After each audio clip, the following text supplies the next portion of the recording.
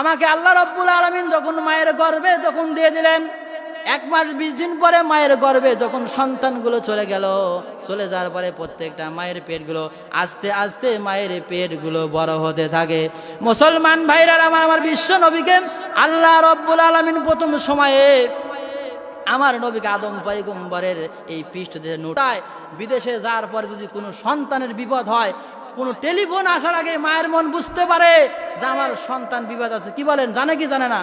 আমার ভাইরা 10 মাস পুরে গেল, মা ডেলিভারি হওয়ার জন্য স্বামীর বাড়ি থেকে বাবার বাড়ি চলে যাবে। রাত্রি যখন গভীর হয় কাউকে কিছু বলে না, স্বামীকে ডাক দেয় না, বলে প্রাণের স্বামী গো, অনেক দিন দীর্ঘদিন পর্যন্ত আপনার সংসার করেছি স্বামী, ভুল ত্রুটি আমার হতে পারে, আল্লাহ রাস্তা আমারে মাফ করে দিবেন, হয়তো আমি আর বেশি দিনে বাঁচব না। আমার ভাইরা এই কথা বলে বিদায় নিয়ে আমার আপনার মা বোনগুলো চলে গেল স্বামীর বাড়ি থেকে বাবার বাড়িতে চলে গেছে। বাবার বাড়ি যাওয়ার পরে সন্তানটা যখন হয় তখন কত ব্যথা মা অনুভূতি করে। একটা গরু জবাই করার পরে যত রক্ত না আসে মায়ের গর্ভে থেকে, তার চাইতে বেশি রক্ত জমিনে পড়ে যায়। আর বলেন সাহাবায়ে কেরাম জিজ্ঞাসা করলেন, ইয়া রাসূলুল্লাহ, ইয়া হাবিবাল্লাহ, কার খেদমত করব, কাকে বেশি ভালোবাসবো, কার যত্ন করব? বলে তোমার মায়ের, তারপরে কার তোমার মায়ের, তারপরে কার তোমার মায়ের। 3 বার বলছেন মায়ের কথা, শেষ পর্যন্ত গিয়ে বলছেন তারপরে কার, তারপরে তোমার বাবার। 3-4 নম্বরে তোমার বাবার কথা বলা আছে। মা হলো সবচাইতে বেশি। মা যদি হাত তোলে সন্তানের জন্য, হাত তুলতে দেরি হবে, মায়ের দোয়া কোনোদিন আল্লাহ বিফলে দেবে না। এই জন্য মা যাদের বেঁচে আছে বাড়িতে যাওয়ার পরে এই সোনার মুখখানা দেখা যায়, আর যাদের মা নাই বাবা নাই বাড়িতে যাওয়ার পরে এই সোনার মুখখানা কিন্তু আর দেখা যাবে না। আমার ভাইরাম, আল্লাহর পয়গম্বর বলেন তোমার মা বাবার মুখের দিকে যখন সন্তান একবার তাকাইবে, এক একটা হজের সব পাওয়া যাবে। আল্লাহর পয়গম্বর বলেন, ইয়া রাসূলুল্লাহ, ইয়া হাবিবাল্লাহ, আমি যদি কোটি কোটি বার তাকাই, বলে যতবার তাকাইবা ততবার হজের সব। জোরে জোরে বলেন সুবহানাল্লাহ।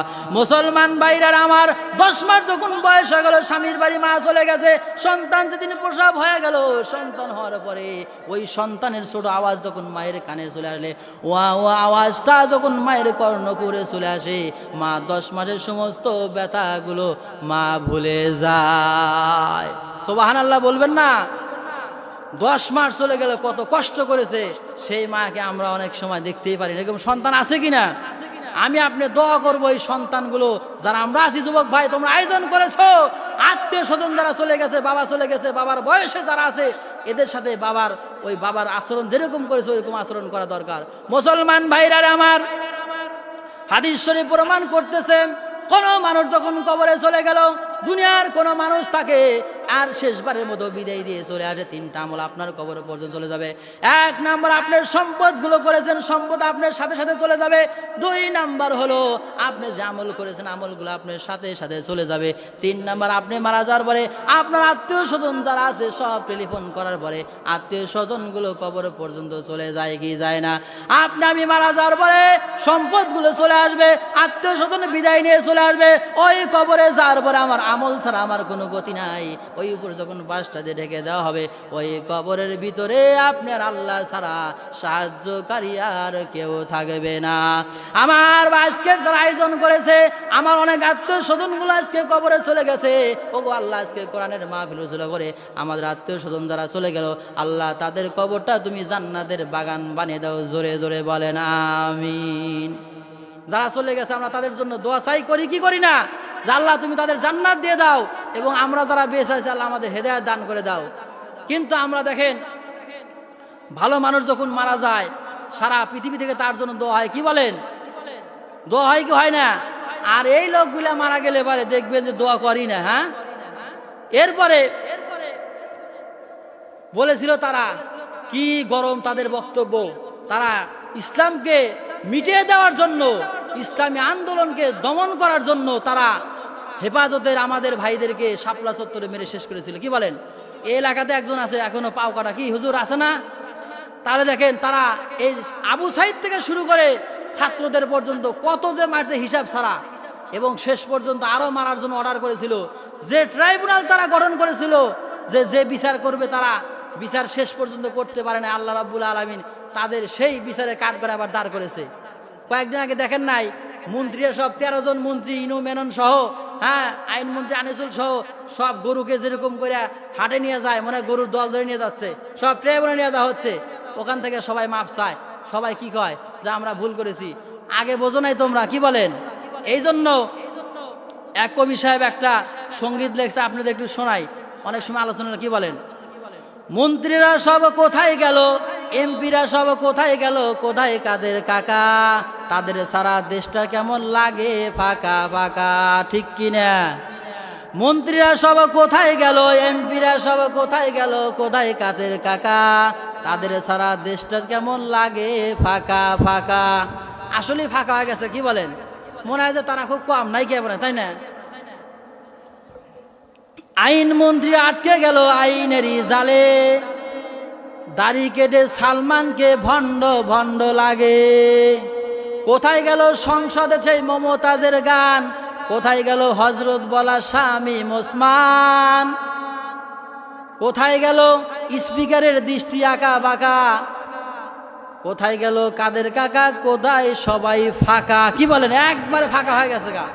মুসলমান ভাইরা, আমার আলোচনা প্রায় শেষের দিকে আমি আসতেছিলাম। আল্লাহর নবীজি হাদিস শরীফের ভিতরে বলেন, খায়রুকুম মান তাআল্লামাল কুরআনা ওয়া আল্লামা। বুখারী মুসলিম শরীফের হাদিস। আল্লাহর নবীজি বলেন, দুনিয়ার ভিতরে ভালো মানুষ ওই ব্যক্তি যারা নিজে কোরআন শিক্ষা করবে এবং অপরকে শিক্ষা দিবে, তারাই হলো ভালো মানুষ। আমরা আজকে ভালো মানুষ তাদের কি মনে করি? যাদের ভালো ভালো চাকরি আছে, টাকা আছে, এরকম ভালো মানুষ মনে করি কিনা? কিন্তু আল্লাহর নবী বলেন, না না, যারা কোরআনুল কারীম শিক্ষা করবে, অপরকে শিক্ষা দিবে, এই লোকগুলো হলো সবচাইতে ভালো মানুষ। মুসলমান ভাইরা আমার, আমরা বাংলা ইংরেজি শিক্ষার জন্য যেভাবে ব্যাকুল হয়ে পড়ে আছি, যদি আপনি আপনার সন্তানকে বাংলা ইংরেজি পড়ান, কোনো দোষ নাই। আরবি শিক্ষা যদি দিতে পারেন, আপনি যদি সন্তানের জন্য দোয়া করেন, সন্তানের দোয়া আপনার জন্য আল্লাহ রব্বুল আলামিন সরাসরি কবুল করেন। জোরে জোরে বলেন সুবহানাল্লাহ। মুসলমান ভাইরা আমার, আল্লাহ রব্বুল আলামিন সূরা বানী ইসরাঈলের ভিতরে বলেন, রব্বির হামহুমা কামা রব্বায়ানি সগীরা। সন্তান যদি পিতা মাতার জন্য দোয়া করে, সন্তানের দোয়া আল্লাহ রব্বুল আলামিনের মাঝখানে কোনো পর্দা থাকে না, সঙ্গে সঙ্গে কবর পর্যন্ত দোয়া পৌঁছে যায়। জোরে জোরে বলেন সুবহানাল্লাহ।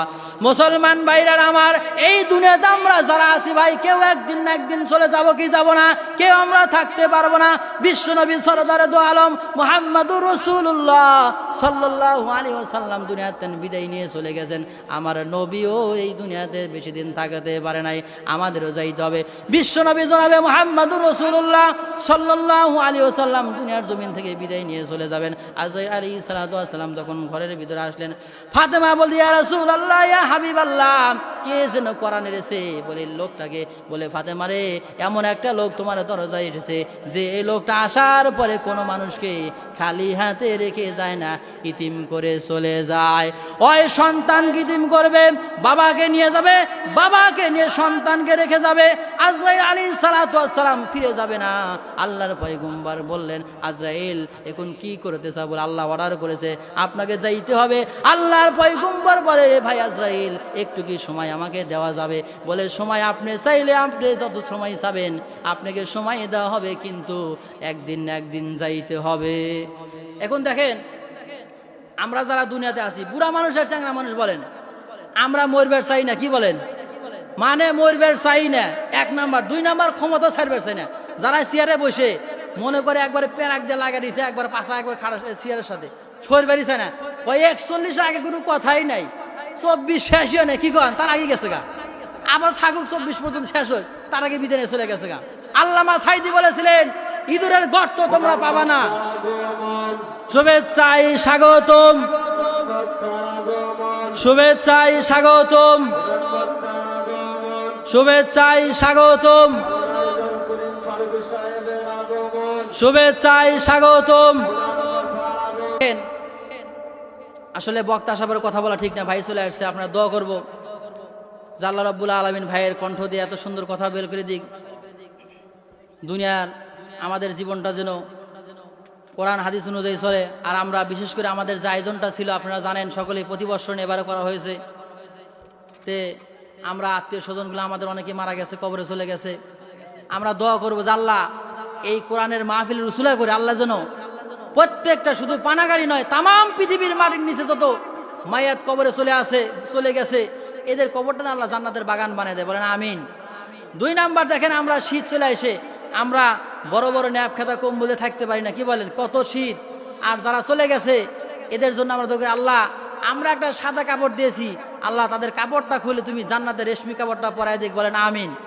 3 নাম্বার কথা হলো যে কবরে এই যে অনেকে নদীর ধারে নদীর কিনারে অনেকে মাটি দিয়েছিলেন না, আপনি অনেকে নদীর কিনারে মাটি দেওয়ার ফলে অনেক আত্মীয় স্বজনগুলো ওখানে ছিল, কিন্তু নদী ভাঙ্গার কারণে আপনি একটু কবরের পাশে দাঁড়ায় সালাম দিবেন, এই ক্ষমতার সমর্থ আপনার আছে? কবরে সব চলে গেছে গা। এই জন্য আমরা দোয়া করি যারা কবরে চলে গেছে আল্লাহ সকলকে মাফ করুক, সকল আল্লাহুম্মা আমিন।